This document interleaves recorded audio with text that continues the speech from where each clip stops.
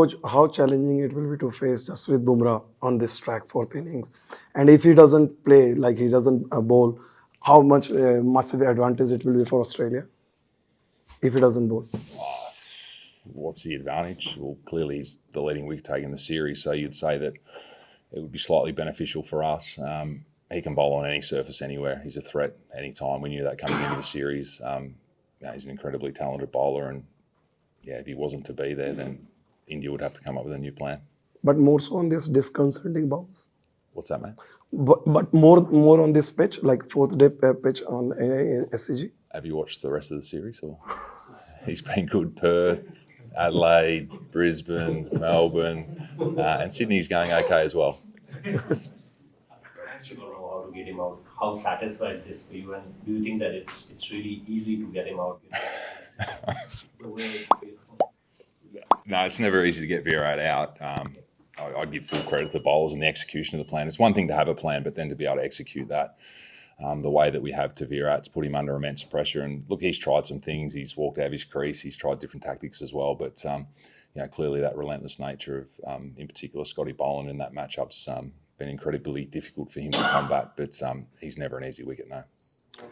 What message will you give to your bowlers when a batter is playing some crazy, outrageous shots out there, especially the way Pant plays? Your word on his knock, and of course the tactical plan that you can. It's not. First of all, it's not surprising the way he plays. We were a little bit surprised in the first innings the way he went about his work. He's got an incredible ability to put pressure back onto bowlers. We're planning for that though. We'll plan leading into the summer. We bounced in and out of a few plans there, and clearly kept taking on the boundary riders and was getting away with it. And it was an innings that you would say was right for that time. Scotty on the right. Pitches up in the Australian colours he delivers. So, we're lucky to have those four quicks in Hazelwood, Cummins, Stark and Boland. And the ability to keep them fit all together, I think, gives us options. And, we're not surprised by Scotty's performances. And as you said, every time he plays, he does the job well. And his ability just to be relentless on a length, move the ball both ways is proving difficult, in particular on this surface. Back over to the left. Coach, no, I mean, the ground staff have done an incredible job in terms of, I think, creating a wicket with something in it. Traditionally here it's quite benign, and we've had a lot of draws, so a lot of people have been talking about the draws. So you're damned if you do it and damned if you don't. So this game's sped up. So look, I think he's trying to produce an even contest between bat and ball. Has it favoured bowlers a little bit more than what we expected and potentially the ground staff expected? There's no doubt about that. It's made for interesting cricket. I don't think it's brought India necessarily back into the series. I think low-scoring games like this, it just heightens the pressure within it. So long way still to go. There's going to be plenty of cricket, so we'll see what happens. My conversation to him was just around whether he's okay. Clearly, the way that India celebrated that was quite intimidating. I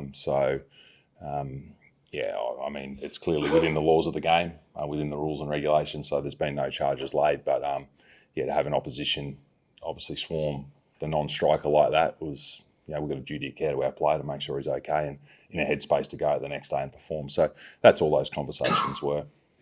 Did you think that went too far? It's clear that it's acceptable because there was no fines or punishment. So I'll leave that up to the ICC and obviously Andy Pycroft being the match referee and the umpires out there. So if they thought that it was satisfactory, then I suppose that's the benchmark we're playing amongst.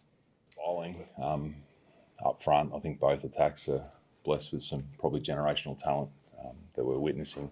The surfaces in Australia have been like this for a period of time, so they've been difficult to bat on. There's been more seam. The bowling averages have come down, and so have the batting averages. So we're not surprised by the nature of the games where a new batter coming in is always vulnerable, and we've seen that across the journey. But if you can get a partnership going, then you've shown that you can score runs on these surfaces. So am I surprised? No, bowling attacks have dominated in this game in particular, and even the MCG was offering enough. But if you're able to apply yourself as a batter, you're able to find ways through it.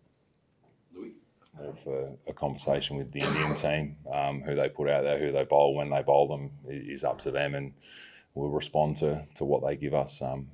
First and foremost, we've got 4 weeks to try to keep that total as low as possible. I thought it was an outstanding effort from both Pat and Scotty today. I think they had 10 overs each, and we only bowled about 26. So to be still going that strong at this part of the series, I think, great recognition for them.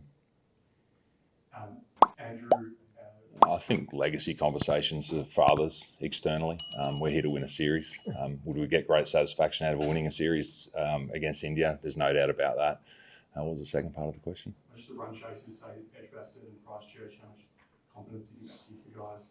Yeah, we've won the toss and bowled a little bit of late, so we've put ourselves in those positions more often. So, every situation, every game's different. The scenario, the surfaces, all that type of thing. But I think if you've been there and done it before, then yeah, you take confidence in that to be able to navigate through those scenarios, in particular the lower order, which potentially may be called upon tomorrow.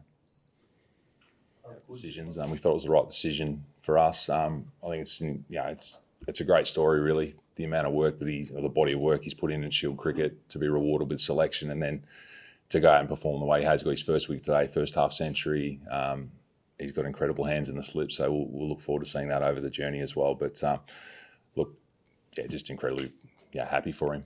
You get your cap, go out there, perform. You're at the level, and it just shows you that Shield performances are a great connection to international level, which is good for our system as a whole. Last one, Jesper. I think there's a discussion coming up. I think George Bailey will sit down and look at that Sri Lankan squad at the end of this Test match, and there'll be a quick turnaround to the announcement. So he's put his best foot forward, looked at the level. That's our angle, is that he's up to the level. We wouldn't have picked him if he wasn't. So going forward, what does that look like? It gives us another all-round option, which they're incredibly rare, and they tend to get injured across the journey. So to have depth in that area, I think bodes well for us as a team and for Bo also.